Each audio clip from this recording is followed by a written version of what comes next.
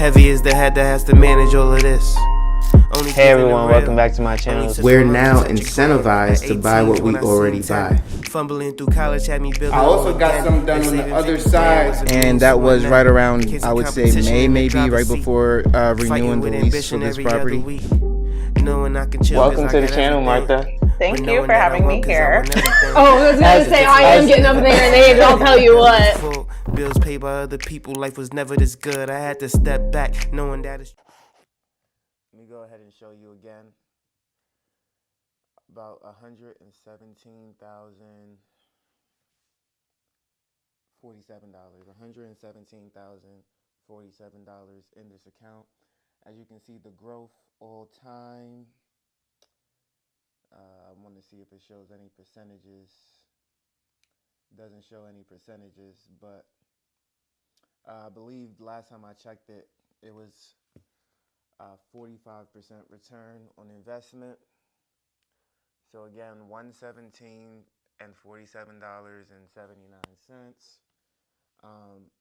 I didn't come to brag about a specific account, but what I did want to do is I did want to tell you that I'm about to grind even harder for the next 2 years. I'm 28 years old. Have multiple accounts, as you all know if you've been watching this channel for some time. And of course, this is just my investment account that I play with. But we also have 401ks, Roth IRAs, real estate investments, and other things, other assets in order to boost up that net worth and also propel yourself into the future. So it's easy to say, okay, I can just sit back, collect some money, or allow my accounts to grow. But we also understand that people make 200, 300, 400,000 a year, and yet their bank accounts are empty. And that's because a lot of the stuff that people are buying, and including myself, is stuff that you can't even see, you can't touch, you can't feel, and it just evaporates into thin air. For example, I started playing this new game on my phone. I spent almost $500 in 2 months on this new game. Now, that's great if you're going to play the game for several months. I remember I spent $1,000 on another online app game, but I played it for 2 years. So if you're somebody who plays the PS5 or 2K or whatever you play, imagine buying a $60 game for a year, every month for a year. That's about $700, right? I spent $1,000 in a 2-year span, so I felt like that was decent. But spending $500 in 2 months, I said, okay, hold on. Let me start to pull the plug on this, because there's still a lot of things that I could buy within the game that I would actually like. But then I also started to think, like, regardless if I play for a year or 2 years, I don't want to be spending $700, $800, $900 on an online app or video game. Now, granted, would I probably spend that money in other areas, like going out to eat, having fun with friends, or going on vacation?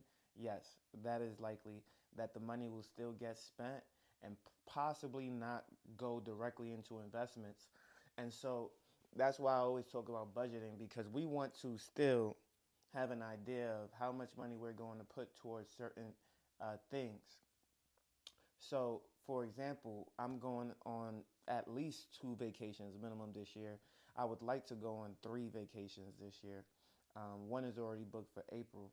And so with that being said, I understand that there's a specific amount of funds that will be utilized for my vacations and for my trips.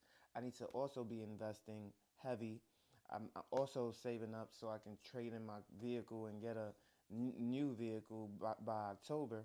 And so there's a lot of things that I can plan and budget ahead of time to where I am not just foregoing money and throwing money away, right? So we want to be very, very meticulous in the things that we do and the things that we put our time into. I'm not going to invest in things that don't benefit me in terms of entertainment, when I could focus that energy into more suitable things that actually benefit my life. I want to be in my 30s and really say, yo, I've accomplished so much more than I thought I would. And then going into my 40s now, we're looking at things that we couldn't have even imagined, right? Right now, there's $500,000, $700,000 houses that I'm sure we all wish we can have, afford, and live in. Everyone knows I don't like the word afford because that just means that you can barely do something for the most part. When people say they can afford something, they barely can do it, if not do it at all. And so again, this acceleration mindset of pushing forward, pushing forward, pushing forward is because I'm trying to accomplish far more than I did in the last 4 years, in my next 4 years. And that's easier because you already have some money working for you, but you don't want to just rely on that. You want to continue to push on. So how am I going to do that? Well, it's by budgeting and cutting out unnecessary expenses, and then also putting a cap. This is what I wasn't going to do initially, but I'm going to put a cap on what it is that I do for fun as a monthly expense, and then also cap my vacation budgets. So I plan to go to Nigeria.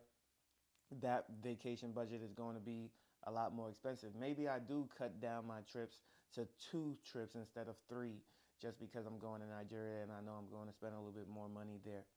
Um, and so yeah, that's kind of how I maneuver through that. And then of course I did promise some family members that I'd go to Texas, so I think I'll take a mini trip to Texas on the cheaper end. Find a cheap ticket and visit Texas one of these days. Um, so guys, we're in 2026. What is your plans? What do you plan to do? How do you plan to accelerate yourself? Are you getting comfortable and complacent because you got $10,000 in the bank, $20,000 in the bank? Are you getting comfortable and complacent because you touched 100K?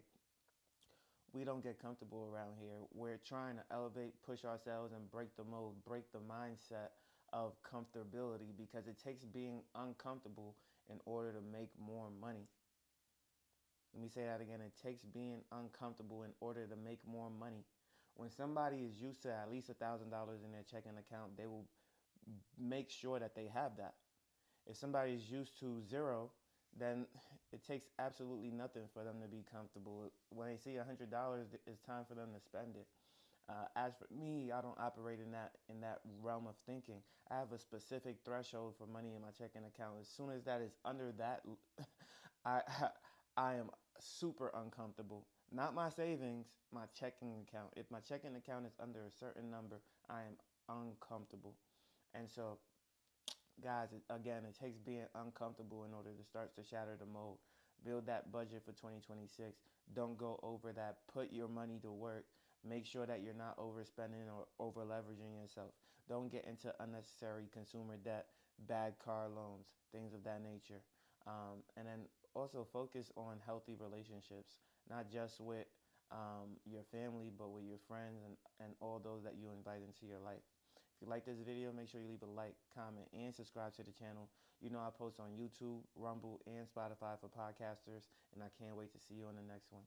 Peace.